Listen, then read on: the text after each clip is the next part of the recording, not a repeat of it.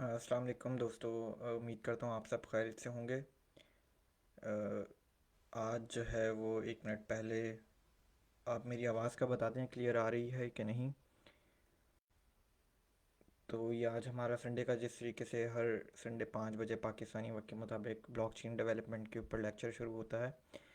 तो ये करते हैं आज का लेक्चर शुरू। तो बस कमेंट्स में जो है वो आवाज़ का बता दें अगर क्लियर आ रही है। तो कमेंट्स मेरे पास तो अभी तक नहीं आ रहे शो। तो फिर जो है वो बात कर लेते हैं। कमेंट्स कीजिएगा ज़रा। आवाज़ मेरी क्लियर है सबको या अभी तक कोई प्रॉब्लम है बैकग्राउंड में या आवाज़ कम है? तो ज़ुबैर शेरवानी थैंक यू। अगर आवाज़ क्लियर है तो ठीक है। फिर थोड़ा सा और वेट कर लेते हैं। अभी वैसे भी 2-3 मिनट हैं 2 बजने में पाकिस्तानी वक्त के मुताबिक 5 बजने में। तो फिर शुरू करते हैं। हमारी जो है ना यार बेसिक्स कंप्लीट हो चुकी हैं जावा स्क्रिप्ट की। हमने पिछले 5 लेक्चर जो है वो जावा स्क्रिप्ट को ही पढ़ा है। तो आज से हम अपनी प्योर ब्लॉकचेन बनाना शुरू करेंगे। तो ये बहुत इंपॉर्टेंट है। और डाटा स्ट्रक्चर हम पूरा कि ब्लॉकचेन चलेगी कैसे हमारी, तो वो पूरा शुरू करेंगे। बहुत इंपॉर्टेंट लेक्चर है और बहुत सीखेंगे आप इसमें। एक ब्लॉकचेन चलती कैसे है तो अभी आज हम पढ़ेंगे उसको। ठीक है, अपना मेथड भी क्रिएट करेंगे एक। तो तैमूर शाहिद क्लियर है। चलें, गुड है ये तो। थोड़ा सा और वेट कर लेते हैं और फिर जो है वो शुरू करते हैं लेक्चर। हाँ, ठीक है। तो ये जो डॉक्यूमेंट जो मेरे सामने जो खुला हुआ है और ये जो स्क्रीन शेयर पे भी आपको नज़र आ रहा होगा, तो ये डायरेक्टली ये डॉक्यूमेंट वैसे अपलोड हो चुका है। ठीक है, तो गाइड्स में जाके देख लीजिएगा। और ये जो है ये डॉक्यूमेंट मैंने इसलिए अभी खोला हुआ है कि हम जब हमने बेसिक्स जितनी पढ़नी थी पढ़ ली हमने। उसमें रैंडम डाटा यूज़ किया है, रैंडम डायरेक्टरी स्ट्रक्चर था हमारा। तो आज से जब हम इस डायरेक्टरी स्ट्रक्चर को ही फॉलो करेंगे और यहीं पर हम अपनी पूरी ब्लॉकचेन बनाएंगे और फिर हर लेक्चर में कंटिन्यू किया करेंगे। तो अब से जो हम पीछे एक करते हुए आ रहे थे, अब हमें वो नहीं करना कि रैंडम डाटा डाल दिया, रैंडम फंक्शंस के नाम रख दिए। हमें एक प्रॉपर अपनी ब्लॉकचेन बनानी है। तो ये डायरेक्टरी स्ट्रक्चर जो है ना, यहाँ पे इसके सारे स्टेप्स देख लें। यहाँ पे इस डॉक्यूमेंट के ऊपर लिखा हुआ भी है कि किस तरीके से बनाना है, किस तरीके से आप अपना डायरेक्टरी स्ट्रक्चर अपने लैपटॉप पर पीसी के ऊपर बनाएंगे। ये स्टेप्स लिखे हुए हैं, मैं अभी बनाऊंगा अभी आपके सामने। ठीक है, लेकिन ये कि इसमें स्टेप्स भी लिखे हुए हैं, मैं आपके सामने अभी बनाऊंगा। चले बनाते हैं और शुरू करते हैं कि ठीक है। सबसे पहला काम क्या करना है, डेस्कटॉप पे जाके आपने एक न्यू फोल्डर जो है वो बना लेना है। ठीक है, मैंने बनाया हुआ है, इसको रीनेम कर देते हैं ब्लॉकचेन। ठीक है, ब्लॉकचेन इस फोल्डर का मैंने नाम रख दिया है। फ़ोल्डर को खोलेंगे। ठीक है, और इस फोल्डर में एक और फोल्डर आप बना लेंगे बहुत आसान तरीके से। ये जो है ना मैं एक्सप्लेन कर रहा हूँ। बहुत से तरीके करने के डायरेक्टरी स्ट्रक्चर बनाने के, लेकिन ये सबसे आसान तरीका है ताकि सबको जो है वो समझ में आए। ये जो फोल्डर है, मैंने एक फ़ोल्डर बनाया है डेस्कटॉप के ऊपर और उस फोल्डर के अंदर एक सब फोल्डर मैं बना रहा हूँ। ठीक है, उसका नाम हम रख देते हैं डेव। ठीक है, फ़ोल्डर मैंने 2 बना दिए। मेन फ़ोल्डर का नाम है ब्लॉकचेन। ब्लॉकचेन के अंदर एक सब फोल्डर बनाया है डेव के नाम से। ठीक है, ये सारे स्टेप्स लिखे हुए भी हैं उस डॉक्यूमेंट के ऊपर। अब अगला काम क्या करना है, आपने अपना V S code editor open कर लेना है। ठीक है, और आपने इस फोल्डर को खोलना है अपने इस वी एस कोड एडिटर के अंदर। ठीक है, आपने ओपन फोल्डर पे जाना है और यहाँ से डेस्कटॉप पर बनाया था, तो डेस्कटॉप पे ये ब्लॉकचेन ब्लॉकचेन ब्लॉकचेन या ठीक है, तो इसको आपने सेलेक्ट कर लेना है। ठीक है, तो यार वॉइस क्लियर क्यों नहीं आ रही है? आवाज़ से फ़िलहाल बट मैं देख लेता हूँ आवाज़। बाकी तो कह रहे हैं क्लियर है, तो देख लेता हूँ मैं फिर अपने फ़ोन पर जाकर।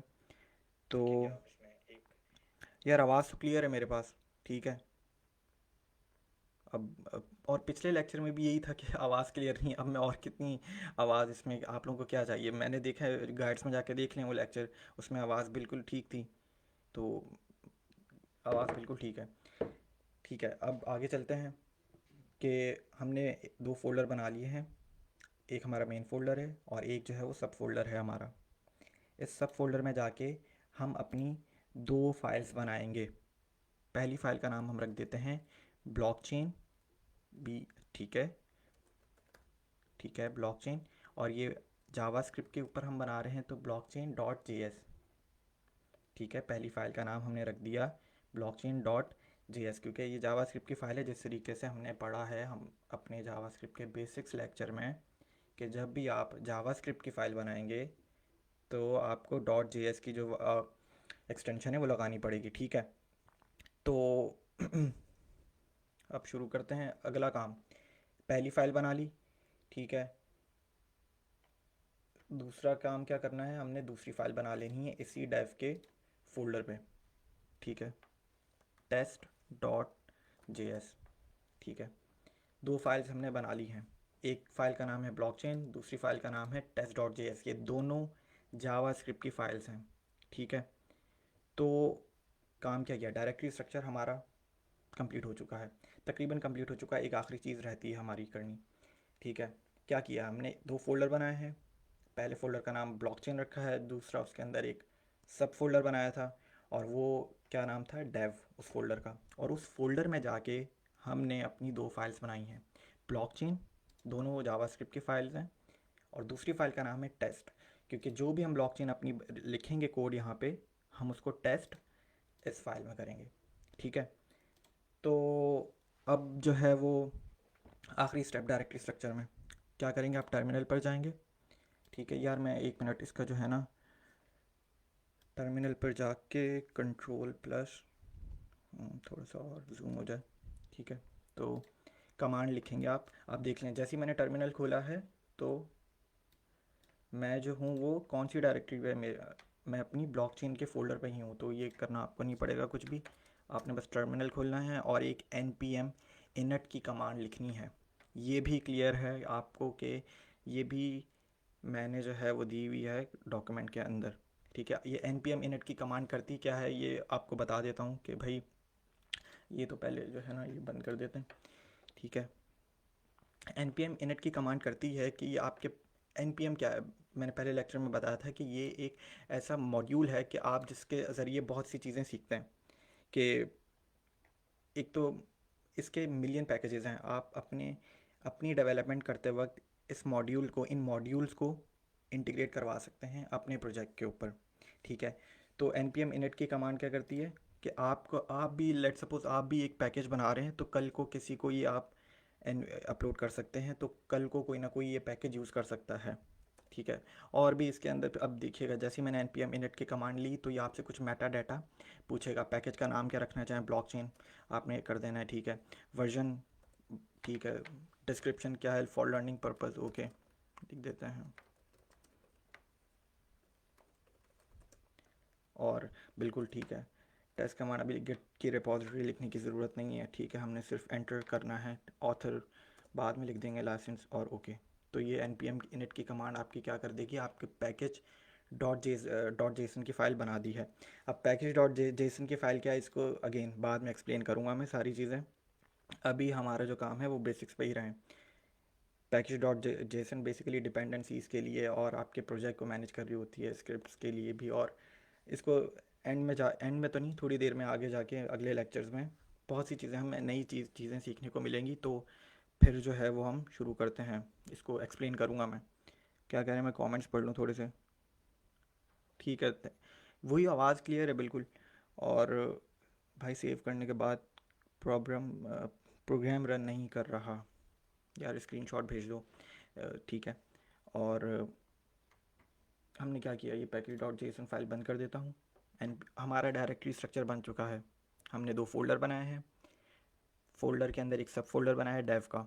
ठीक है, उस डेव के अंदर हमने दो फाइल्स बनाई हैं अपनी, ब्लॉकचेन डॉट जे एस और टेस्ट डॉट जे एस। ठीक है, और उसके बाद हमने अपने टर्मिनल के ऊपर जाकर npm init की कमांड लिखी है, ठीक है। तो रिपीट में बता दें यार, ये लेक्चर जो है ना ये गाइड पे अपलोड कर दूंगा, तो उसमें जाके देख लेना, ये जो भी स्टेप्स किए हैं ये सब बाद में देख लेना, तो एक एक करके बना लोगे डायरेक्टरी स्ट्रक्चर, कोई इतना मुश्किल नहीं है, ठीक है। तो अब जो है वो मैं कमेंट्स को और देख लेता हूँ। अभी जो है वो हमारा डायरेक्टरी स्ट्रक्चर बन चुका है, आगे काम शुरू करते हैं, ठीक है। तो ये एक मिनट,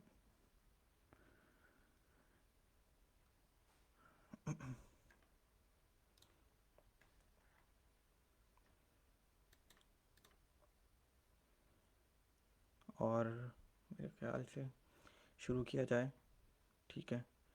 आवाज़ क्लियर है प्लीज़, आवाज़ नहीं आ रही यार, आवाज़ कोई कह रहा है क्लियर है, कोई कह रहा है नहीं आ रही, प्रोग्राम रन नहीं हो रहा, ठीक है। तो आवाज़ का जो सीन है वो यही है कि मेरे ख्याल से आवाज़ क्लियर है यार, मैं फ़ोन पे दोबारा चेक कर रहा हूँ कि शुरू किया जाए, और आवाज़ जो है वो आवाज़ क्लियर है प्लीज़, आवाज़ नहीं आ रही यार, आवाज़ कोई कह रहा है क्लियर है, कोई कह रहा है नहीं आ रही, प्रोग्राम रन नहीं हो रहा, क्लियर है मेरे ख्याल से आवाज़, ठीक है। तो आवाज़ का जो सीन है वो यही है कि ठीक है, अब बंद कर देता हूँ, एक मिनट और दफ़ा देख लेते हैं कि इसको फ़ोन के ऊपर भी रख लिया मैंने कमेंट्स देखने के लिए। तो क्लियर है सर, चलो ठीक है, अब आगे शुरू करते हैं यार। ब्लॉकचेन का डेटा स्ट्रक्चर क्यों सबसे हमने पहले पढ़ना है, क्योंकि हम अपनी ब्लॉकचेन बनाएंगे, पूरे उसके अंदर मेथड्स लिखेंगे कि एक ब्लॉकचेन के अंदर सबसे पहला method, let suppose new block mine कैसे होता है, न्यू ब्लॉक बनता कैसे है, नई ट्रांजैक्शन कैसे अपलोड की जाती है, कैसे क्रिएट की जाती है, ठीक है। और हैश क्या होता है, हैश ब्लॉक का हैश कैसे करेंगे हम, ये सारे मेथड्स हम अपने ब्लॉकचेन डेटा स्ट्रक्चर के अंदर बनाएंगे एक एक करके, ठीक है। और इसीलिए मैंने आपको अपने लास्ट लेक्चर्स में जावा स्क्रिप्ट के बेसिक्स लेक्चर में क्या पढ़ाया था, आपको कंस्ट्रक्टर फंक्शंस पढ़ाए थे, ठीक है। हमने ऑब्जेक्ट्स पढ़े थे, हमने फंक्शंस भी पढ़े थे, ठीक है। ताकि मैंने वही चीज़ें पढ़ाई जो हमें आगे जाके जो है वो क्योंकि जब हम अपनी ब्लॉकचेन डाटा स्ट्रक्चर बनाएंगे तो हम उसे यूज़ करेंगे, ठीक है। तो मैंने इसलिए वो बेसिक्स में वो ज़्यादा चीज़ें पढ़ाई। अब शुरू करते हैं। कंस्ट्रक्टर फंक्शन क्या था वो लास्ट टाइम बता चुका हूँ, उसके ऊपर 2 लेक्चर हैं, ठीक है। बनता कैसे था कंस्ट्रक्ट, अब देखो डाटा स्ट्रक्चर जो है ना ब्लॉकचेन का, वो हम कंस्ट्रक्टर फंक्शन से ही बनाएंगे, ठीक है। कंस्ट्रक्टर फंक्शंस के अंदर प्रॉपर्टीज़ होती थी, मेथड्स होते थे, ठीक है। प्रॉपर्टीज़ ऐड करवानी हो, मेथड्स ऐड करवाने हो कंस्ट्रक्टर फंक्शन के अंदर, तो कैसे करते थे, प्रोटोटाइप ऑब्जेक्ट प्रॉपर्टी के ज़रिए। ऑब्जेक्ट प्रोटोटाइप भी लास्ट लेक्चर में पढ़ाया गया, ठीक है। और आवाज़ क्लियर है प्लीज़, गाइड में अपलोड कर दें, ये लेक्चर करूँगा यार ये, ठीक है, जैसे ही लेक्चर ख़त्म होगा, ठीक है। और चलो भाई अब शुरू करते हैं। पहला जो है वो कंस्ट्रक्टर फंक्शन बनाने लगा हूँ, फंक्शन का मैंने नाम लिख दिया है, ठीक है। और मेरे ख्याल से जूम को थोड़ा सा जो है ना इसको आउट कर लेते हैं, और इसकी फाइल्स में जाके, प्रेफरेंसेस में जाके, सेटिंग्स में जाके इसका फ़ॉन्ट साइज़ जो है वो थोड़ा 26 कर लेते हैं, ठीक है। तो मेरे ख्याल से ठीक है अब, सही है, फ़ोन के ऊपर भी सही नज़र आ रहा है। तो देखो मैंने क्या किया, मैंने फ़ंक्शन, भाई जावा स्क्रिप्ट में फ़ंक्शन अगर डिफ़ाइन करना हो, चाहे वो कंस्ट्रक्टर फंक्शन हो, चाहे वो एक नॉर्मल फंक्शन हो, कौन सा कीवर्ड यूज़ करते थे, फंक्शन का कीवर्ड यूज़ करते थे, ठीक है। ये कंस्ट्रक्टर फंक्शन है, मैं कंस्ट्रक्टर फंक्शन बनाने जा रहा हूँ। अपनी कंस्ट्रक्टर फंक्शन का नाम मैं क्या रखूँगा, ब्लॉकचेन। अब नाम भी हमने ऐसे नहीं रखने हैं कि हम उस वक्त कोई भी नाम रख लेते थे जब हम सीख रहे थे बेसिक्स अपनी, ठीक है। तो मैंने नाम रखा है कंस्ट्रक्टर फंक्शन का ब्लॉकचेन। और और अब बाद में हम लास्ट टाइम जो हम क्या कर रहे थे कि पैरामीटर्स भी दे देते थे कि अपने फंक्शन को, अपने कंस्ट्रक्टर फंक्शंस को। अभी ऐसा कुछ नहीं कर रहे, अभी हम, अब मैं आगे लेके चल रहा हूँ। अगली कमांड क्या है, फंक्शन कंस्ट्रक्टर फंक्शन के अंदर अगला जो चीज़ करने जा रहा हूँ वो ये मैंने क्या चीज़ की है ये बता देता हूँ। देखिए मैंने आपको एरेज जो है वो नहीं पढ़ाए हैं जावास्क्रिप्ट के अंदर, मैंने ऑब्जेक्ट्स पढ़ाए हैं, ठीक है।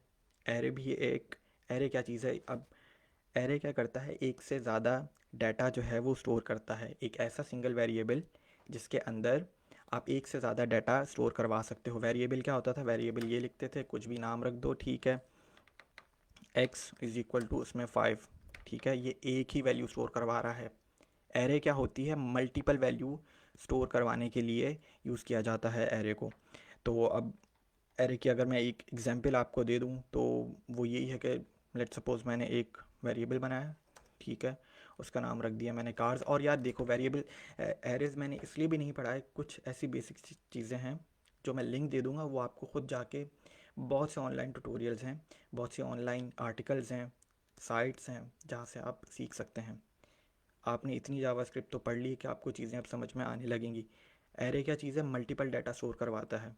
मैंने अब ये भी बताया था कि मल्टीपल डाटा स्टोर करवाने के लिए ऑब्जेक्ट्स यूज़ करते हैं हम, लेकिन there is a difference between arrays and object, के हमें कब जो है वो ऑब्जेक्ट्स यूज़ करने चाहिए और कब जो है वो एरे यूज़ करने चाहिए। ऑब्जेक्ट बेसिकली क्या चीज़ है, ऑब्जेक्ट जो है ना आपके कोड के अंदर एक चीज़ को रिप्रेजेंट कर रहा होता है। अब वो चीज़ क्या हो सकती है, एक पर्सन, ठीक है, जिस तरह हमने स्टूडेंट का एक ऑब्जेक्ट बनाते थे कंस्ट्रक्टर फंक्शंस के ज़रिए। वो क्या करता था, स्टूडेंट का फर्स्ट नेम लास्ट नेम और दोनों का गेट ईमेल भी हमने बनाया था, मुझे याद नहीं हमने क्या किया था लास्ट लेक्चर में, ठीक है। पर्सन हो सकता है वो, ठीक है, ऑब्जेक्ट। एक कार हो सकती है, कार की मॉडल नंबर, इंजन, उसका अगर मेथड की बात की जाए तो उसका चलना, उसका रुकना, ठीक है। तो ये ऑब्जेक्ट होते थे। एरे जो है ना चीज़ आपको, ठीक है, ये एरे भी मल्टीपल डाटा स्टोर करवाती है, लेकिन एरे हम उस वक्त यूज़ करते हैं जब हमें एक ऑर्डर्ड कलेक्शंस का जो है वो हमें स्टोर करवाना हो, कि ताकि हम फिर उसको इंडेक्स के ज़रिए जो है वो फैच कर लें डाटा को। लेकिन एरेस के अंदर जो है वो हम प्रॉपर्टीज़ तो चलें छोड़ दें, मेथड्स हम ऐड नहीं कर सकते हैं। तो ये और चीज़ें मैं बता रहा हूँ, लेकिन सिर्फ इसलिए क्योंकि आपको एरे समझ में आ जाए। एरे क्या होता है, सिर्फ सिंपल बात ये याद रखें, एक ही वेरिएबल के अंदर आप मल्टीपल डाटा स्टोर करवा सकते हैं, ठीक है। कैसे करना है अभी बता देता हूँ। एरे की एक एग्जांपल दे रहा हूँ कि मैंने एक वेरिएबल रखा, ये देखो ये पहली वाली लाइन क्या कर रही है, सिर्फ एक्स के अंदर एक ही वैल्यू है। अगर मल्टीपल डाटा एक्स के अंदर ही स्टोर करवाना है, लेट सपोज एक्स के अंदर ही स्टोर करवाना है, तो मैं कैसे करवाऊँगा, मैं एक एरे बनाऊँगा। एरे हमेशा कैसे बनती है, स्क्वायर ब्रैकेट्स लगाने पड़ेंगे, और उसके अंदर मैं, ठीक है, कोई भी गाड़ी का नाम, पहली आ गई, ठीक है, फिर वॉल्वो आ गई। अब आपके ऊपर है, टोयोटा रखें, कुछ भी रखें, तो दो वैल्यूज़ आ चुकी हैं, दोनों की दोनों स्ट्रिंग्स आई हैं, तीसरी भी मैं स्ट्रिंग ही लिख रहा हूँ, ठीक है। आ,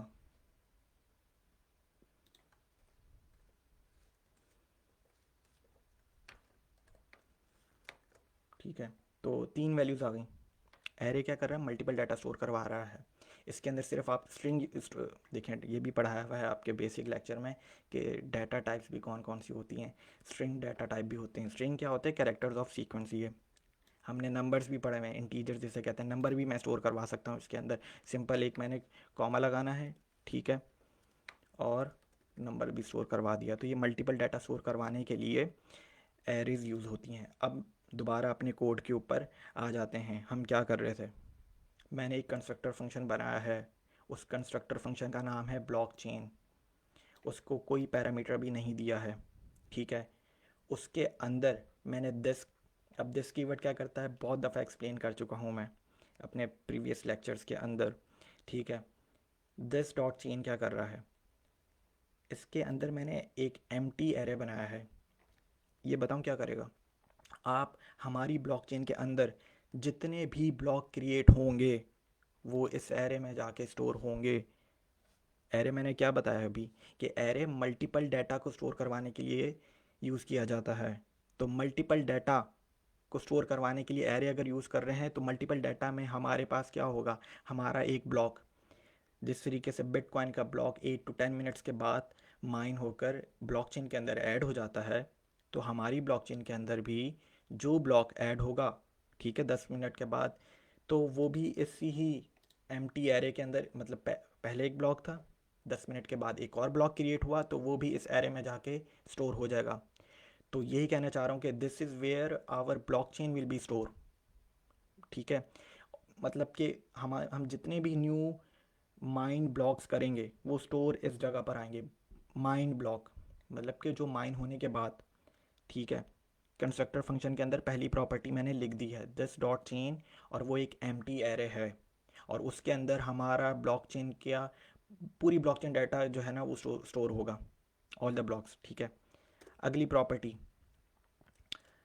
दिस डॉट पेंडिंग ट्रांजैक्शंस।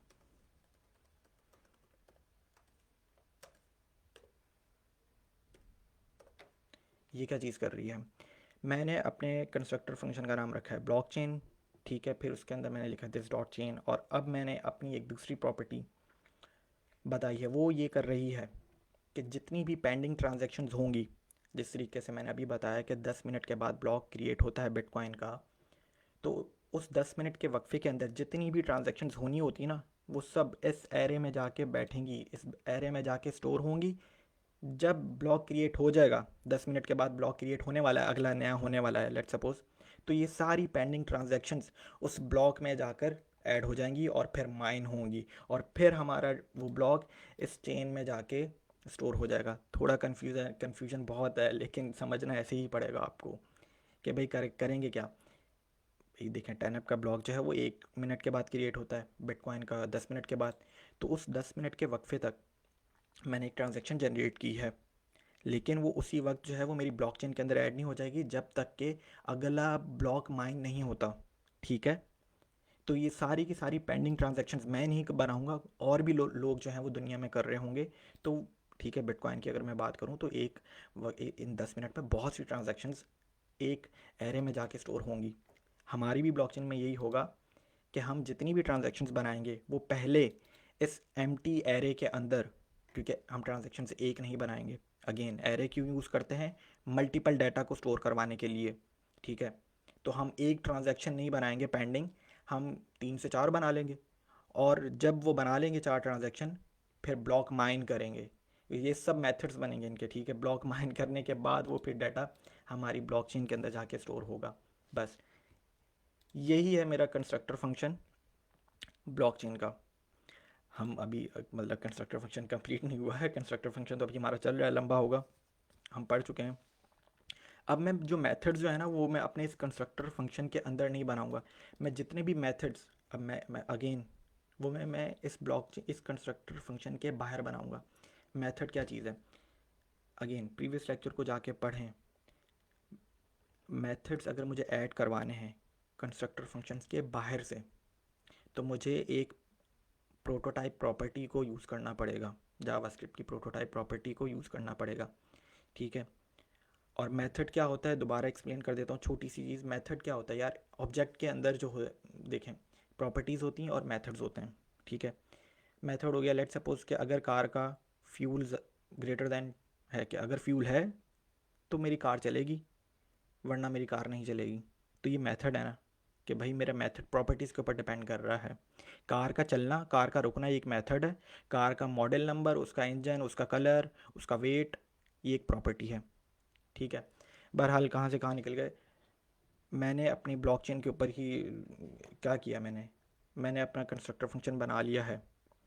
उस कंस्ट्रक्टर फंक्शन के अंदर 2 प्रॉपर्टीज़ हैं, और वो क्या कर रही हैं कि भाई हम मेरी पूरी की पूरी ब्लॉकचेन, पूरा का पूरा ब्लॉकचेन का डाटा वो इस एरे में जाके स्टोर होगा, और मेरी सारी की सारी पेंडिंग ट्रांजैक्शंस इस एरे में जाके स्टोर होंगी, और फिर जाके ये अगले ब्लॉक में जाके माइन होंगी, और फिर जब वो ब्लॉक माइन हो जाएगा तो वो इस एरे में जाके स्टोर हो जाएगा।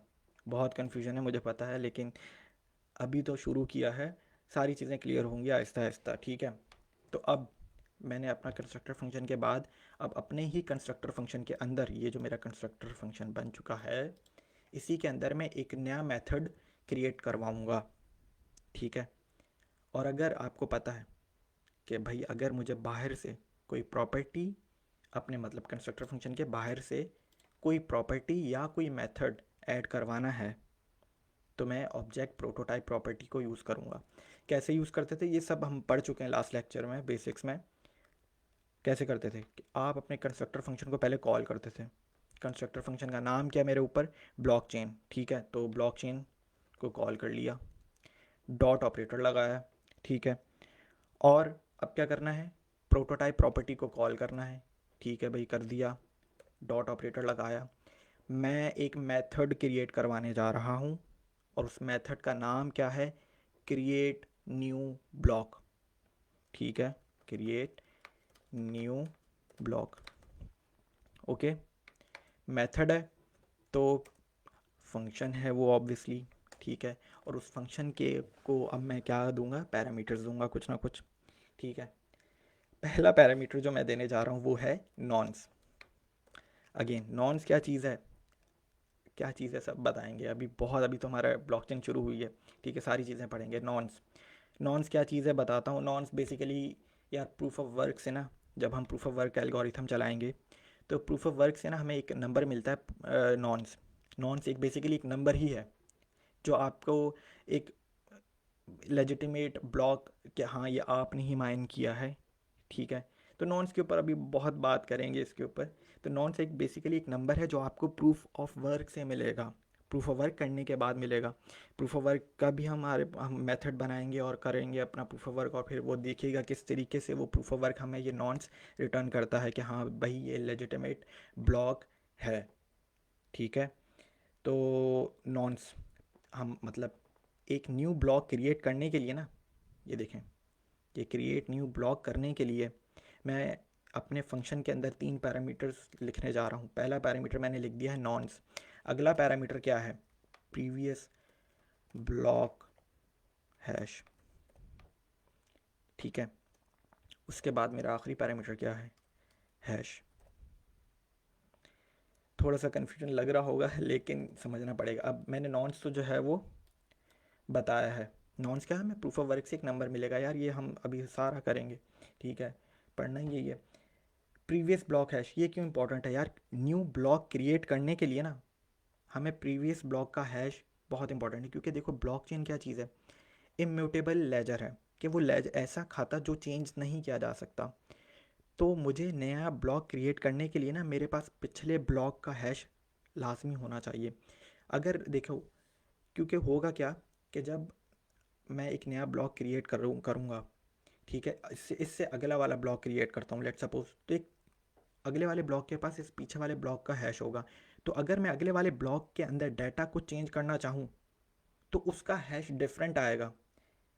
आप डाटा चेंज, क्योंकि डाटा तो चेंज कर लिया आपने लेट सपोज, लेकिन हैश डिफरेंट आ गया क्योंकि प्रीवियस ब्लॉक हैश आपके पास नहीं। यार ये मैं एक चीज़ें इस तरीके से समझाने की कोशिश करूँगा कि जब हम करेंगे तो ये सब हमें समझ में आएगा, क्योंकि हमारे न्यू ब्लॉक के अंदर प्रीवियस ब्लॉक का हैश होना, हैश का जो होना वो बहुत लाजमी है, वो वैलिडेशन के लिए। क्योंकि एक चेन है, अगर मैं एक ब्लॉक के अंदर कुछ भी चेंज करने जाऊंगा, ठीक है चलो मैंने ट्रांजैक्शन तो उस ब्लॉक की चेंज कर दी, लेकिन मुझे मेरा उस ब्लॉक का हैश डिफरेंट आ जाएगा क्योंकि प्रीवियस ब्लॉक हैश मैच नहीं कर रहा होगा उसके साथ। ठीक है, मतलब कि ये अगर ये मेरे पास पिक्चर्स होती ना तो मैं आपको बहुत अच्छे तरीके से समझाता कि आपने अगर एक ब्लॉक का भी हैश चेंज किया ना तो सारे ब्लॉक का हैश, ब्लॉकचेन ही मतलब वो कहेगा कि भाई कैसे आपने पिछले 10 ब्लॉक में से लेट सपोज 7वें वाले ब्लॉक का मैंने हैश चेंज कर दिया, उस 7वें वाले ब्लॉक का जो हैश था वो 8वें वाले के पास था, तो 8वें वाले कहेगा, 8वां ब्लॉक कहेगा कि भाई तुमने कैसे चेंज कर दिया पीछे 7वें वाले ब्लॉक का हैश, वो तो मेरे पास ये आया था कुछ कुछ दिनों पहले जब ये ब्लॉक क्रिएट हुआ था। तो ये सब हम चीज़ें सीखेंगे। ठीक है, तो नॉन्स क्या था, नॉन्स एक नंबर है, प्रूफ ऑफ वर्क से मिलेगा। जब हम प्रूफ ऑफ वर्क का मेथड बनाएंगे तो हमें नॉन्स मिल जाएगा। प्रीवियस ब्लॉक हैश पिछले वाले ब्लॉक का हैश है। हैश क्या होता है इसके ऊपर पूरी बात करेंगे। कौन सा एल्गोरिथम लगाएंगे हम, SHA-256 एल्गोरिथम यूज़ करेंगे, हैशिंग एल्गोरिथम। उसके बाद इस ब्लॉक का हैश है, ये जो अगला जो है ना ये चीज़, इसे मैं करंट ब्लॉक हैश कह रहा हूँ। ठीक है, तो अच्छा मैंने किया क्या है, मैंने कंस्ट्रक्टर फंक्शन बनाया है और उसके बाद मैंने क्या कर लिया है, प्रोटोटाइप प्रॉपर्टी के ज़रिए एक मेथड ऐड करवा दिया है। मैं थोड़े से कमेंट्स भी देख लूँ, डाटा डिस्टर्ब हो जाएगा। एक्सप्लेन हैश, यार हैश क्या होता है कि आपने कुछ भी डाटा दिया, ठीक है, आपने उसके ऊपर एल्गोरिथम लगाया तो उसने एक आर्बिट्री आपको ना एक रैंडम से सीक्वेंस ऑफ कैरेक्टर्स दे दिए। देखते हैं अभी हैश बनाता हूँ, अभी करेंगे ना सारा ये चीज़ इसी वीडियो लेक्चर में। हैश एक रैंडम हैश जो है ना खुद ही लिखूँगा। तो क्या कर रहे थे हम, हमने एक मेथड बनाया है ऑब्जेक्ट प्रोटोटाइप प्रॉपर्टी को यूज़ करते हुए, और उस मेथड के अंदर 3 पैरामीटर्स हैं, नॉन्स, प्रीवियस ब्लॉक हैश और हैश। ठीक है, अब इस मेथड के अंदर जब मैं इस मेथड को कॉल करूँगा तो इस मेथड के अंदर मैं एक ऑब्जेक्ट बना रहा हूँ। अब बहुत इंपॉर्टेंट है ये चीज़। मतलब ये जो ऑब्जेक्ट जो बनाने जा रहा हूँ मैं, ये होगा क्या, ये होगा असल ब्लॉक। ब्लॉकचेन के अंदर एक ब्लॉक जिसके अंदर डिफरेंट डाटा होता है। ठीक है, तो अभी जो मेथड तो मैंने बना लिया कि क्रिएट न्यू ब्लॉक। जब मैं इस मेथड को कॉल करूँगा तो मेथड जब कॉल होगा तो करेगा क्या? ठीक है, फंक्शन जब होता है ना, फंक्शन आपने नाम लिख दिया, फंक्शन करेगा क्या? फंक्शन करेगा क्या बताता हूँ। फंक्शन क्या करेगा? फंक्शन हमारे एक ब्लॉक का डाटा रिटर्न करेगा, एक एक्चुअल ब्लॉक का डाटा। ठीक है, वो कैसे? ब्लॉक का डाटा। अब ब्लॉक के अंदर मैं बता रहा हूँ, एक चीज़ नहीं होती है। अब अगर अगर आप एक्सप्लोरर भी खोल लें 10 ऐप का किसी का भी, तो उस ब्लॉक के डाटा को देखिएगा क्या होता है उस ब्लॉक के डाटा के अंदर। उसके अंदर डेट होती है, उसके अंदर टाइम स्टैम्प। ठीक है, टाइम स्टैम्प ही आ गया। उसके अंदर उस ब्लॉक का इंडेक्स होता है, उस ब्लॉक का हैश होता है। ठीक है, वो ये सब चीज़ें होती हैं। तो बहरहाल एक मेथड बनाया है, वो मेथड रिटर्न क्या करवाएगा? मेरा एक ब्लॉक रिटर्न करवाएगा जो हम क्रिएट करवाएंगे। जब जब ये इस मेथड को कॉल करूँगा ये एक ब्लॉक रिटर्न कराएगा। ठीक है, और उस ब्लॉक के बाद उस ब्लॉक के पास सॉरी उस ब्लॉक के पास नॉन्स होना लाजमी है, प्रीवियस ब्लॉक होना लाजमी, प्रीवियस ब्लॉक हैश होना लाजमी है। और हैश अभी मैंने बनाया ही नहीं है, मैं बना लेता हूँ कि थोड़ा सा कन्फ्यूजन, यार ये पहला लेक्चर कन्फ्यूजन होगा क्योंकि चीज़ें अभी जो है ना क्लियर नहीं हुई हैं मुझे। जब हम भी सीखते थे तो बिल्कुल क्लियर नहीं होती थी चीज़ें। सीख करते रहेंगे, समझ में आएगा, चीज़ें चीज़ें समझ में आने लग जाएंगी। ठीक है, ओके। मैंने अपने जो ब्लॉक जो होगा एक ब्लॉकचेन के अंदर, जो एक ब्लॉक होता है उसके अंदर मैंने दोबारा चीज़ें बता रहा हूँ कि क्या क्या होता है उस ब्लॉक के अंदर। उस ब्लॉक के अंदर उसका इंडेक्स नंबर होता है। ठीक है, उसके अंदर उसका टाइम स्टैम्प होता है कि वो कब क्रिएट हुआ, कौन सा नंबर है उसका। प्लस उसके अंदर ट्रांजैक्शंस कौन कौन सी हुई हैं, उस ब्लॉक के अंदर ट्रांजैक्शंस कौन कौन सी हैं। प्लस उस ब्लॉक का नॉन्स क्या था, नॉन्स क्या था, प्रूफ ऑफ वर्क से मिलता है। प्लस उस ब्लॉक का हैश क्या है। प्लस उस ब्लॉक के पास पिछले वाले ब्लॉक का हैश है कि नहीं है। ये सब अभी मैं लिखूंगा, ये सिर्फ मैंने अभी बताया है। तो एक ब्लॉक के पास क्या क्या होता है? इंडेक्स होता है। इंडेक्स क्या है? This is going to be the number of the block, कि इस ब्लॉक का पहला ब्लॉक का पहला ब्लॉक क्रिएट हुआ, लेट सपोज उसका इंडेक्स है 1। अगला ब्लॉक क्रिएट हुआ उसका इंडेक्स हो जाएगा 2। अगला ब्लॉक क्रिएट हुआ उसका नंबर हो जाएगा 3। ठीक है, तो एक्सप्लोरर पे जाके देखें भी अभी 10 ऐप का क्या चल रहा है, ब्लॉक नंबर बिटकॉइन का क्या चल रहा है। ठीक है, तो थोड़े से ओके। अच्छा, इंडेक्स अब मैं करने क्या जा रहा हूँ, दिस डॉट चेन।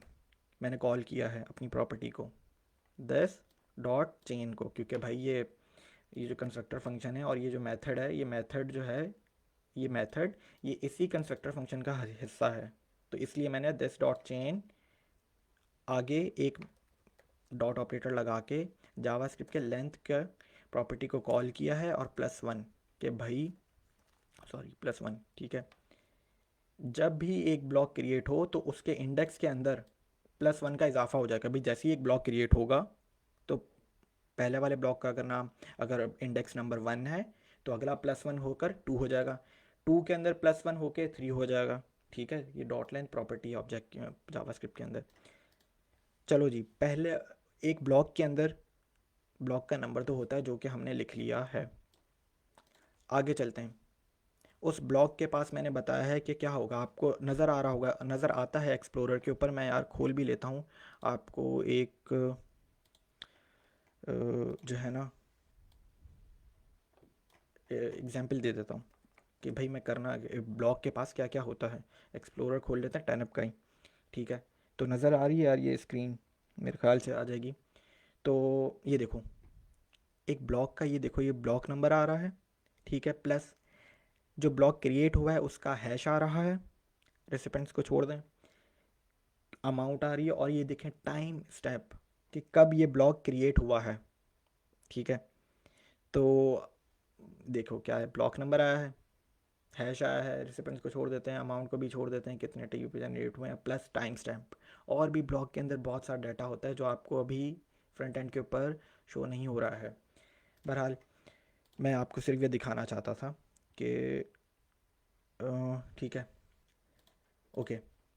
मैंने क्या किया है, मैंने ये किया है कि भाई मेरे ब्लॉक के पास ब्लॉक का नंबर तो आ गया, और वो हर जैसे ही एक ब्लॉक क्रिएट होगा अगला, तो उसके अंदर +1 हो जाएगा उसके इंडेक्स की प्रॉपर्टी के अंदर। ये एक ऑब्जेक्ट है यार, ठीक है, ये तो समझ में आ रहा है ना कि ये एक ऑब्जेक्ट है। जब ये मेथड कॉल होगा तो ये ऑब्जेक्ट कॉल होगा, ये ऑब्जेक्ट रिटर्न होगा। रिटर्न भी करवाते हैं, सब्र कर जाओ। और ये ऑब्जेक्ट का नाम क्या है, न्यू ब्लॉक। कि हर ब्लॉक, जो भी ब्लॉकचेन के अंदर एक ब्लॉक होगा, उसके पास कौन कौन सी प्रॉपर्टीज़ होनी चाहिए, उसका ब्लॉक नंबर होना चाहिए, जो हमने एक प्रॉपर्टी लिख ली है। अगली प्रॉपर्टी के पास चलते हैं। ब्लॉक कब क्रिएट हुआ, कब क्रिएट हुआ मतलब टाइम स्टैम्प, ठीक है, टाइम स्टैम्प। दोबारा ऑब्जेक्ट एक जावास्क्रिप्ट के मेथड को कॉल करूँगा, बिल्टन मेथड है। जावास्क्रिप्ट के अंदर डेट को अगर कॉल करनी हो, आज का वक्त जो हो रहा है, तो उसका बिल्टन ऑब्जेक्ट है डेट, लिख देंगे डॉट नाउ। ये मेथड है एक जावास्क्रिप्ट का, आपको कुछ भी नहीं करना, ठीक है। मैंने अपनी प्रॉपर्टी का नाम क्या रखा है, टाइम स्टैम्प, और मैंने जावास्क्रिप्ट के मेथड को कॉल कर लिया है, डेट वाले मेथड को। इससे आपको वक्त पता चल जाएगा कि ये ब्लॉक कब क्रिएट हुआ।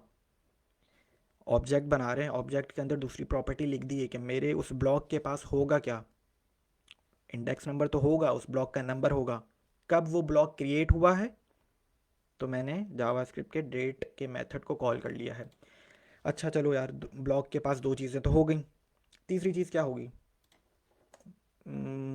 ट्रांजैक्शंस, ठीक है, कि भाई इस ब्लॉक के अंदर कौन कौन सी ट्रांजैक्शंस हुई हैं, ठीक है। और वो कौन सी ट्रांजैक्शंस होंगी, थोड़ा सा अगर हिंट भी दूं, तो यार वो ये सारी पेंडिंग वाली ट्रांजैक्शंस होंगी। क्योंकि जब ये ब्लॉक क्रिएट होगा, होने जा रहा होगा, लेट सपोज माइनर इसे माइन करने जा रहे हैं, माइनर क्या करेंगे इस ब्लॉक के अंदर, कौन कौन भाई 10 मिनट के बाद एक ब्लॉक क्रिएट होने वाला है, ठीक है।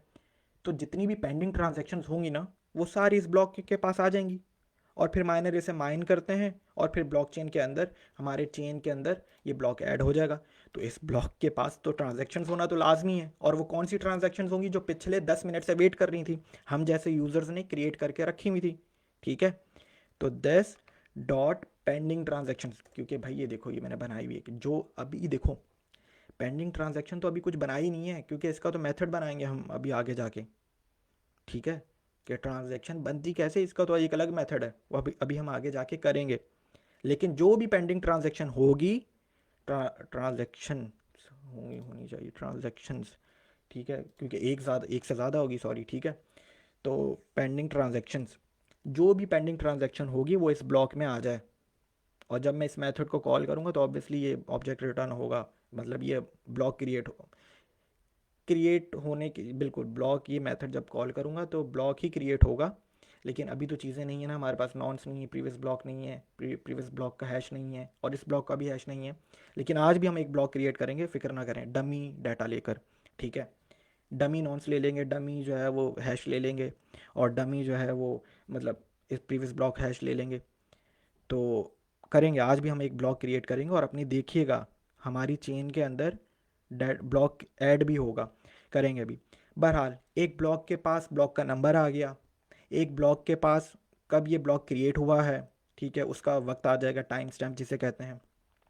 उस ब्लॉक में कौन कौन सी ट्रांजैक्शन थी वो आ गई, प्लस उस ब्लॉक के पास नॉन्स भी होना चाहिए, जो हमने ऊपर बताया है नॉन्स क्या है। क्योंकि भाई वो वैलिड ब्लॉक होना चाहिए। वो वैलिड ब्लॉक कब होगा, जब उसके पास प्रूफ ऑफ वर्क माइनर्स करेंगे, तो प्रूफ ऑफ वर्क से एक नॉन्स नंबर आपको मिलता है, वो नॉन्स यही बता रहा होता है कि हाँ ये वैलिड ब्लॉक है। तो अगर ये भी वैलिड ब्लॉक होना चाहिए, तो इसके पास नॉन्स भी होना चाहिए। और नॉन्स कहाँ से मिलेगा, वही जो प्रॉपर्टी यहाँ पे जो डिक्लेयर की है अभी, ठीक है, यहाँ से जो भी नॉन्स होगा वो उठकर यहाँ पर आ जाएगा। तो इस ऑब्जेक्ट का जो नॉन्स है, इस ऑब्जेक्ट का नाम है न्यू ब्लॉक। इस ऑब्जेक्ट का जो नॉन्स है वो यहाँ वाले नॉन्स है, ठीक है, दोनों सेम ही है। नॉन्स जब आप एक दफ़ा जनरेट कर लेंगे प्रूफ ऑफ वर्क से, तो वही वाला नॉन्स इस ब्लॉक के प्रॉपर्टी के अंदर भी है, ठीक है, कि इस ब्लॉक का नॉन्स क्या था। प्लस इस ब्लॉक के पास मैंने बताया, इस ब्लॉक के पास क्या होना चाहिए, प्रीवियस ब्लॉक का हैश भी होना चाहिए, तभी तो ये एक वैलिड ब्लॉकचेन की चेन बनती है। कि भाई लेट सपोज कोई 5 ब्लॉक की ब्लॉकचेन है और 5वें वाले ब्लॉकचेन के पास चौथे वाले ब्लॉकचेन का हैश है कोई, ठीक है। तो अगर किसी ने जाके चौथे वाले ब्लॉकचेन का हैश चेंज करने की कोशिश की तो 5वां वाला ब्लॉक कह देगा भाई नहीं कर सकते, मेरे पास तो चौथे वाले ब्लॉक का हैश ये था। अब कोई बाहर से कोई बंदा आया है और उसने हैश जो है वो चेंज किया है, तो 5वां वाला ब्लॉक कहेगा ये ब्लॉकचेन वैलिड नहीं रही है, किसी ने कोई अटैम्प्ट किया है इसको, एर ब्लॉकचेन के लेजर को चेंज करने की कोशिश की है। तो एक ब्लॉक के पास, हर ब्लॉक के पास पीछे वाले ब्लॉक का हैश होता है, ठीक है। मैं लिख लेता हूँ, प्रीवियस ब्लॉक हैश वही जो हमारा फंक्शन का पैरामीटर है, ठीक है। प्रीवियस ब्लॉक हैश भी प्रीवियस ब्लॉक हैश के बराबर है, प्लस एक और चीज़ भी होनी चाहिए इस ब्लॉक के पास, भाई इस ब्लॉक के पास इसका अपना हैश भी तो होना चाहिए। इसका अपना हैश होगा तो अगले वाले ब्लॉक का ये प्रीवियस, अगले वाले ब्लॉक के लिए ये इसका प्रीवियस हैश का काम करेगा। समझ में आ रही हैं चीज़ें? कि भाई इस ब्लॉक के पास जब हैश होगा तब ही तो अगले वाले ब्लॉक के लिए ये वाला ब्लॉक का हैश प्रीवियस ब्लॉक हैश का काम करेगा। यार ये सारी चीज़ें इसको बार बार लेक्चर को देखिएगा और कंप्लीट करेंगे, अभी तो बहुत लंबा डाटा स्ट्रक्चर चलेगा, फिर हम एपीआई बनाएंगे अपनी ब्लॉकचेन के लिए और फिर हम अपनी ब्लॉकचेन को एक्सेस करेंगे उन एपीआईज़ के ज़रिए। बहुत लंबा काम चलने वाला है, इसको समझिएगा ज़रूर कि भाई इस ब्लॉक का हैश होना लाजमी है, तभी अगले वाले ब्लॉक के लिए ये वाला ब्लॉक का हैश प्रीवियस ब्लॉक हैश के लिए काम करेगा, as a previous block hash के तरीके के ऊपर काम करेगा, ठीक है। तो इस ब्लॉक का जो हैश है वो भी हैशिंग कैसे करेंगे, निकालेंगे हम तो SHA-256 एल्गोरिथम लगाएंगे। आज के लिए तो कुछ नहीं करेंगे हम, आज एक डमी डाटा से लेके हम डमी नंबर, डमी नॉन्स ले लेंगे, डमी प्रीवियस ब्लॉक हैश ले लेंगे, डमी जो है वो हम इस करंट हैश ब्लॉक लिख देंगे, करंट हैश लिख देंगे डमी, और फिर जो है वो हम ब्लॉक जनरेट करवाएंगे। समझ में आ रही है चीज़ें? लेकिन आगे जाके तो हम प्रूफ ऑफ वर्क का मेथड लगाएंगे, तो वहाँ से हम नॉन्स लेंगे, आगे जाके हम हैशिंग एल्गोरिथम लगाएंगे SHA-256, ठीक है। डमी वगैरह कुछ नहीं होगा, ये तो सिर्फ आज के लेक्चर के लिए डमी होगा। तो भाई देखो मैंने क्या, अच्छा मेरा जो है वो ऑब्जेक्ट जो है वो एक न्यू ब्लॉक के अंदर जो जो चीज़ें होनी चाहिए वो मैंने लिख दी हैं। हमारी कस्टम ब्लॉकचेन है, हम इतनी ही चीज़ें कर रहे हैं, ठीक है। अच्छा चलो, ऑब्जेक्ट मैंने कर दिया बंद ये, ठीक है। मेथड तो अभी मैं ही हूँ, मैं मेथड का नाम क्या है, create new block. New block जब वो क्रिएट करेगा तो उस ब्लॉक के पास ये चीज़ें होनी चाहिए, ठीक है। प्लस जब अब अगली चीज़ सोचें यार, ब्लॉकचेन के अंदर क्या होगा कि जब मेरा ये ब्लॉक क्रिएट हो जाएगा, ठीक है, जब मेरा ये ब्लॉक क्रिएट हो जाएगा तो अगला काम क्या होना चाहिए यार, अगर ऐसी सोचते हैं तो यार अगला काम ये होना चाहिए कि जो भी पेंडिंग ट्रांजैक्शंस हो वो ज़ीरो हो जानी चाहिए, वो एम्प्टी हो जानी चाहिए, क्योंकि भाई सारी की सारी पेंडिंग ट्रांजैक्शंस इसमें आ जानी चाहिए। और ये जब ब्लॉक क्रिएट हो जाएगा तो ये तो ज़ीरो हो जाना चाहिए ना, ये तो खाली हो जाना चाहिए, ताकि अगले 10 मिनट तक फिर नए यूज़र्स आएँ, नई ट्रांजैक्शंस बने, वो सारी की सारी नई ट्रांजैक्शंस इस पेंडिंग ट्रांजैक्शंस की एरे में जाके स्टोर हों। तो भाई जब नया ब्लॉक क्रिएट हो जाएगा, जब मैं इस मेथड को कॉल करूँगा, तो जब ये नया ब्लॉक क्रिएट हो जाएगा तो पेंडिंग ट्रांजैक्शन तो सारी की सारी ख़त्म हो जानी चाहिए, ज़ीरो हो जानी चाहिए। तो बिल्कुल कर लेते हैं, this dot pending transactions is equal to again empty हो जानी चाहिए, और एम्प्टी ऐसे ही लिखते हैं, ठीक है, मतलब ज़ीरो नहीं लिखूंगा मैं, ठीक है। अच्छा यार अब सुन लो, अब एक बिल्कुल चीज़ समझ में आ गई, अगला काम करते हैं। अब अगला काम क्या करते हैं कि यार ये तो ब्लॉक की मैंने प्रॉपर्टी लिखी है, मतलब कि ब्लॉक के अंदर प्रॉपर्टीज़ हैं कि उस ब्लॉक के पास क्या क्या होना चाहिए। जब ये मेथड कॉल करूँगा मैं तो ये ब्लॉक क्रिएट होगा।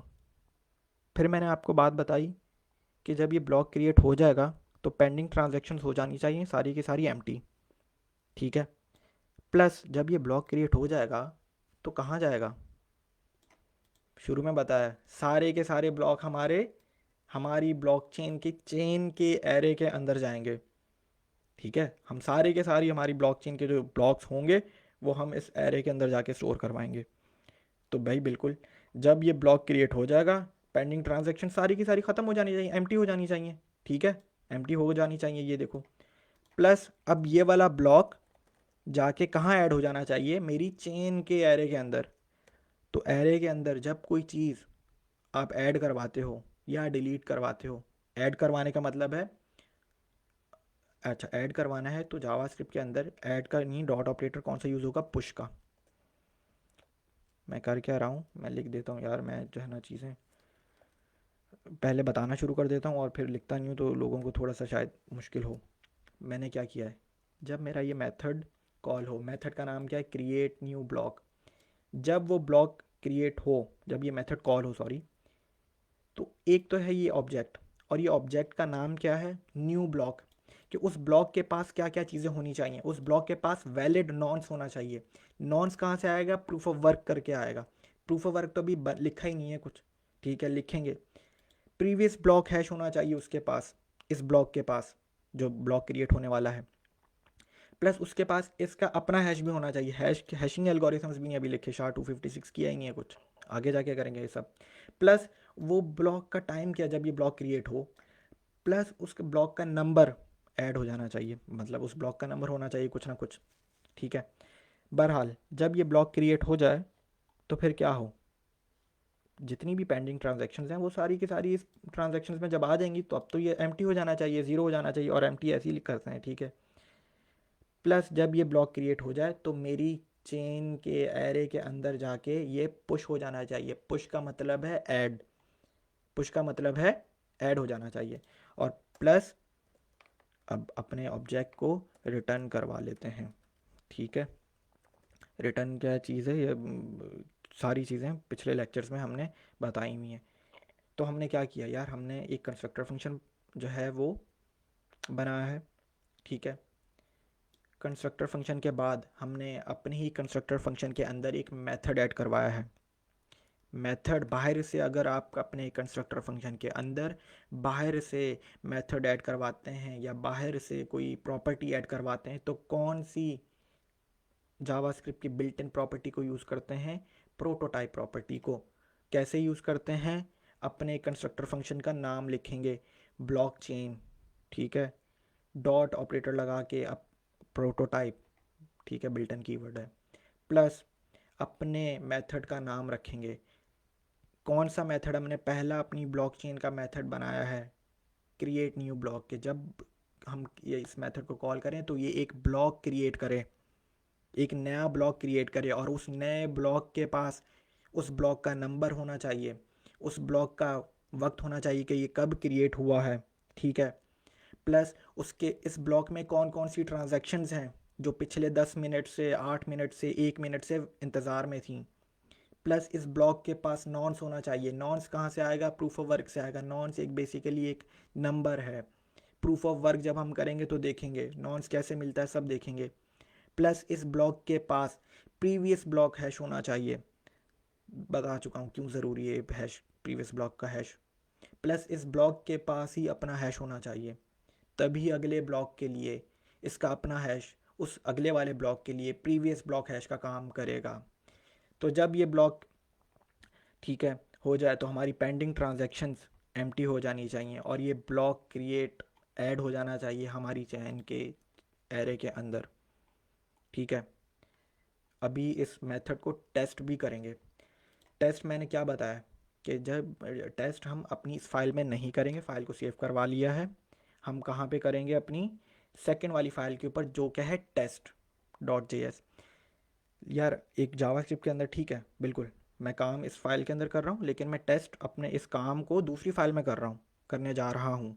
तो मैं एक चीज़ करूँगा, वो ये है कि मैं यहाँ से अपने इस काम को, अपने इस कंस्ट्रक्टर फंक्शन को, क्योंकि कॉल तो मैं कंस्ट्रक्टर फंक्शन को अपनी इस फाइल में करूँगा ना, तो मैं यहाँ से इसको एक्सपोर्ट करूँगा और वहाँ जाके इंपोर्ट करूँगा, ठीक है। तो मतलब ये कोई ऐसा ऐसी कोई मुश्किल चीज़ नहीं है। मैं क्या कर रहा हूँ, मैंने जो है वो अपने इस कंस्ट्रक्टर फंक्शन को यहाँ से एक्सपोर्ट किया ताकि मैं दूसरी फाइल में कॉल कर सकूँ, ठीक है, रिक्वायर कर सकूँ। तभी मैं जाके दूसरी फाइल में जाके टेस्ट करूँगा, इस फाइल को हम छेड़ेंगे नहीं, ठीक है। टेस्ट के अंदर तो हम कुछ भी डमी हैश वगैरह कर सकते हैं ना, तो इसलिए हमने दूसरी फाइल बनाई है कि मैं जो है वो दूसरी फाइल में जाके टेस्ट करूँगा यहाँ पे मैं कुछ टेस्ट नहीं करने वाला। यहाँ का जो भी काम होगा भाई, कंस्ट्रक्टर फंक्शन ही तो भाई एक्सपोर्ट करना है, क्योंकि ये वाला जो मेथड है, सॉरी, ये जो मेथड है ये इसी कंस्ट्रक्टर फंक्शन का हिस्सा है भाई।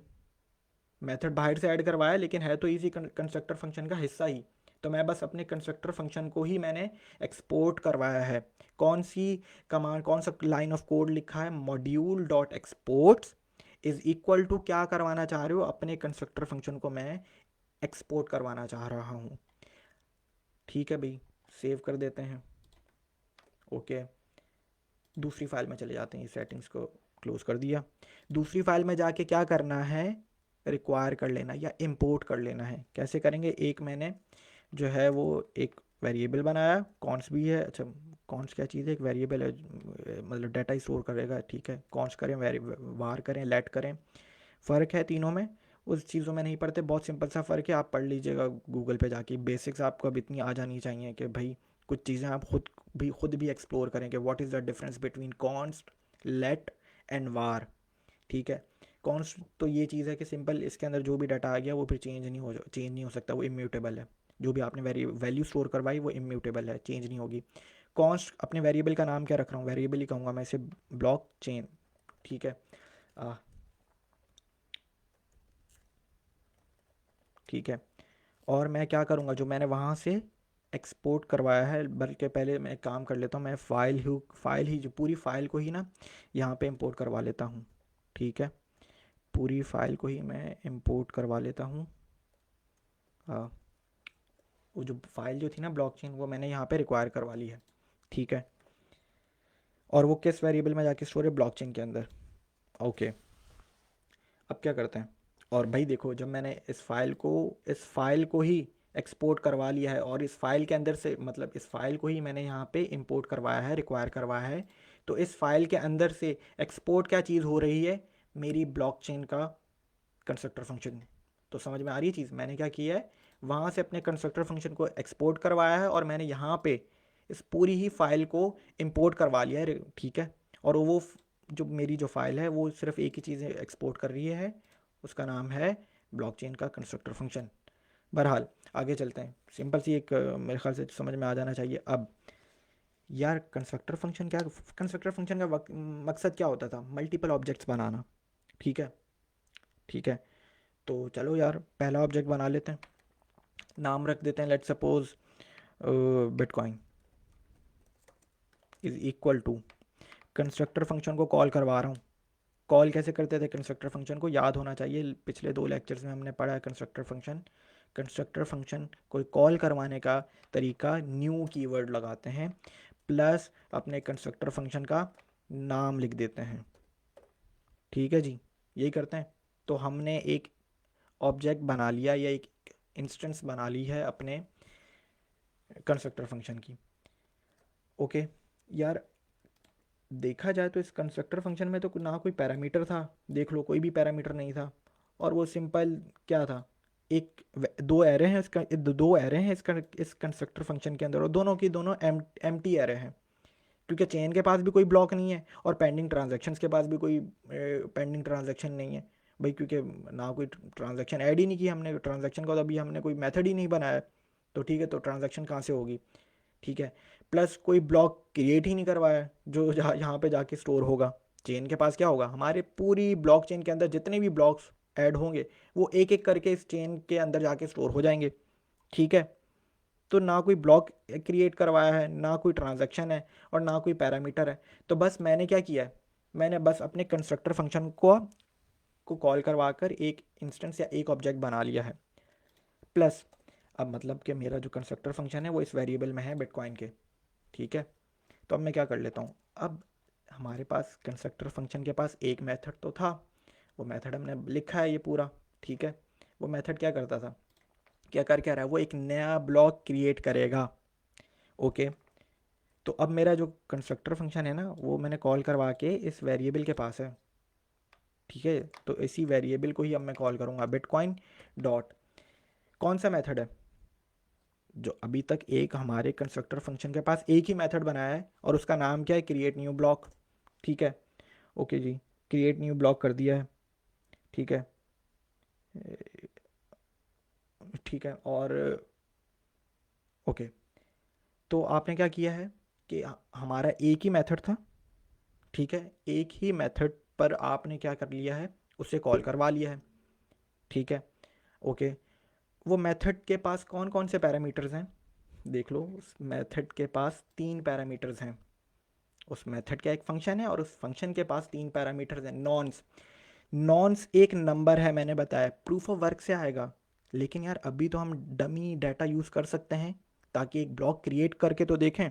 मैंने बताया ना, अभी हम डमी डाटा यूज़ करेंगे, लेकिन बाद में तो हम जाके हम प्रूफ ऑफ वर्क लगाएंगे। और प्रूफ ऑफ वर्क लगाने के बाद जो है वो हम मतलब कि हमारे पास एक एक्चुअल एक रियल नॉन्स होगा, रियल हैश होगा हमारे पास, फिर हैशिंग एल्गोरिथम्स भी लगाएंगे। लेकिन अभी के लिए तो हम डमी डाटा यूज़ कर रहे हैं। डमी तो नॉन्स क्या एक नंबर है, तो मैं लेट सपोज 1 2 3 4 लिख दिया। कॉमा के बाद दूसरा पैरामीटर क्या है, ठीक है, दूसरा पैरामीटर है प्रीवियस ब्लॉक हैश। और यार हैश क्या होता है, एक सीक्वेंस ऑफ कैरेक्टर्स, एक रैंडम सीक्वेंस ऑफ कैरेक्टर। आप डाटा डालो एक हैशिंग एल्गोरिथम के अंदर, और उसने आपको एक random hash, random sequence of characters दे देने। तो मैंने ऐसे लिख दिया, ये हैश है बस। लेकिन जब हम हैशिंग एल्गोरिथम लगाएंगे तो हमें एक प्रॉपर हैश मिलेगा SHA-256 एल्गोरिथम के बाद, प्लस सॉरी प्लस नहीं, कॉमा। और इस मेथड के पास तीसरा पैरामीटर क्या है, वो है हैश, इस ब्लॉक का हैश, करंट ब्लॉक का हैश। तो वो भी हम SHA-256 एल्गोरिथम्स के ही एल्गोरिथम के ज़रिए ही हम लेंगे, वो है। लेकिन इस वक्त तो डमी है, तो डमी कुछ भी लिख देते हैं। ठीक है जी, हो गया। मेरे ख्याल से समझ में आना चाहिए कि हमने क्या किया है, हमने अपना मेथड को कॉल किया है, ठीक है। मेथड का नाम क्या था, क्रिएट न्यू ब्लॉक। और अच्छा, अब जो है वो हम कर लेते हैं कि मेथड को कॉल कर लिया है, उसके पैरामीटर्स भी हमने डमी डाटा यूज़ कर लिया है। आउटपुट देखने के लिए क्या करते हैं, console डॉट लॉग, और कहाँ पे वैल्यू स्टोर है, बिटकॉइन पर, ठीक है। तो बिटकॉइन को लिख दिया, कंट्रोल एस कर लेते हैं, ठीक है। फाइल को रन करने के लिए कौन सी कमांड थी, पहली बात तो यार ये देख लो कि तुम फाइल की डायरेक्टरी में भी हो क्या नहीं। अभी मैं ब्लॉकचेन में हूँ और ये मेरी फाइल कहाँ पड़ी हुई है, डेव के फोल्डर में। तो मुझे जाना पड़ेगा इस डेव के फोल्डर तक, ठीक है। और इसको थोड़ा सा टर्मिनल को अब जूम कर लेते हैं, ठीक है, थोड़ा सा इसको ऐसे और जूम, ठीक है, ताकि क्योंकि मोबाइल व्यू के ऊपर मैं देख रहा था लोगों को शिकायत थी कि यार स्क्रीन बहुत छोटी नज़र आती है। तो पहली बात तो ये कि ये मेरी जो फाइल पड़ी हुई है, ये कहाँ पड़ी हुई है, टेस्ट की फाइल, ये पड़ी हुई है डेव के फोल्डर में। और जो डेव का फोल्डर है, मैं तो अभी ब्लॉकचेन के फोल्डर में हूँ, तो मैं जाऊँगा कैसे, cd dev लिख दूंगा, चले गया मैं। फाइल को रन करने के लिए नोड टेस्ट डॉट जेएस, तो भाई देख लो हमारा ब्लॉक क्रिएट हो गया है। और उस ब्लॉक ने क्रिएट होने के बाद वो कहाँ पे गया है, वो चेन के ही फोल्डर में गया है। और पेंडिंग ट्रांजेक्शन भी ख़त्म हो गई हैं, देखो एक्सप्लेन करता हूँ। देखो, मैंने एक ही बार अपना जो है वो ये अपने मेथड को कॉल किया है। मेथड में डमी नॉन्स रखा है, डमी प्रीवियस ब्लॉक का हैश रखा है, और डमी ही करंट ब्लॉक का हैश रखा है। और ये मेथड क्या था, अगर यहाँ पे जाके देखूँ मैं, तो अब तो बहुत ही, लेकिन छोड़ो, अभी मैं बताता हूँ, दोबारा से एक्सप्लेन करता हूँ। तो जैसे ही मैंने मेथड कॉल किया ना, तो मेरा एक नया ब्लॉक क्रिएट हो गया। उस ब्लॉक का नंबर क्या है, 1। अभी मैं एक और ब्लॉक क्रिएट करता हूँ, तुम लोग देखना, उस ब्लॉक का नंबर हो जाएगा 2। और टाइम स्टैम्प वक्त, ये वक्त क्या, अच्छा ये है ना ईपॉक कन्वर्टर है, ईपॉक टाइम है, यूनिक्स टाइम है। तो मैं अगर आपको इसको कॉपी कर लूँ ना, तो यार ये इसी वक्त की डेट बता रहा है मुझे। तो कैसे है इसको देख लेता हूँ। इसके लिए भी मेरे पास एक लिंक था कि ये टाइम स्टैम्प है, ये आज का ही वक्त बता रहा है। ये एक यूनिक्स टाइम स्टैम्प होता है, ये मेरे ख्याल से 19, ये टाइम स्टैम्प ना बेसिकली सेकंड्स हैं। ये सेकंड्स है जो मेरे ख्याल से 1 जनवरी 1970 से ना ये चल रहे हैं ये सेकंड्स। तो मेरे पास एक लिंक है, मैं इसको लेके जाके ना अभी आप लोगों से एक चीज़ शेयर करता हूँ। इसी टाइम स्टैम्प को ना आज की डेट देख लेते हैं, तो देख लेते हैं। और अभी टाइम क्या हो रहा है, तकरीबन जो मैंने कॉपी कर लिया शायद टाइम अपना, सॉरी नहीं किया। हमारा डाटा क्या था, ये हमारा टाइम स्टैम्प क्या था, ये था। कंट्रोल सी किया, कंट्रोल वी कर दिया, कन्वर्ट करेंगे तो देख लो उसने हमें टाइम बता दिया। और ये एपॉक, ये जो यूनिक्स टाइम स्टैम्प है, ये सिंस 1 जनवरी 1970 से सेकंड्स हैं। ठीक है, सेकंड्स में टाइम आ रहा है। तो देख लो हमारा ब्लॉक कुछ 12 बजकर यहाँ के वक्त के मुताबिक, नहीं 14, यहाँ का यहाँ